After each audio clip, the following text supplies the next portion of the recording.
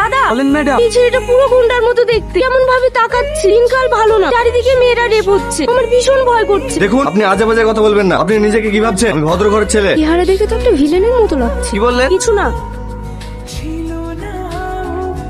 অসভ্য জানোয়ার, মেয়ে দেখলে গায়ে ঢলে পড়তে মন চায় না। কি হয়েছে ম্যাডাম? এই ছেলেটা আমার সঙ্গে নোংরামি করছে, ওকে এক্ষুনি রিক্সা থেকে নামিয়ে দে। আপনি রিক্সা থেকে নামে। না, আমি নামবো না। নামবি না? আপনি চলুন। কি ব্যাপার, তুমি এখানে? প্রশ্নটা তো আমার, তুমি আমার পেছন পেছন চলে এসেছো। আমি কেন তোমার পেছন পেছন আসতে যাবো? আন্টি, এসব কি হচ্ছে? এই ঘর তো আমি ভাড়া করেছি। আসলে কোথা থেকে? আমি আমার রুমে কোনো মেয়ে থাকতে দেবো না। ওকে এখান থেকে চলে যেতে বলে। তাহলে আমার আর কিছু করার নেই, তুমি এখান থেকে চলে যাও। আমি এখন এত রাতে কোথায় যাব? না, ওকে এইভাবে চলে যেতে দিলে হবে না। আমাকে চড় মারা। দেখুন আন্টি, আমি ওকে এখানে থাকতে দিতে পারি, কিন্তু আমার একটা শর্ত আছে। আমার অফিসে কন্টিনিউ নাইটে ডিউটি আছে, তাই আমি দিনে থাকবো। যদি রাতে থাকে তাহলে এখানে থাকতে পারে। আন্টি ওকে বলে দে রাতে থাকতে দিলেই হবে। আন্টি, আমি ওর শর্তে রাজি। তাহলে ও অফিসে যা, আমি ঘুমাই। আজ তো আমার আবার অফিস নেই।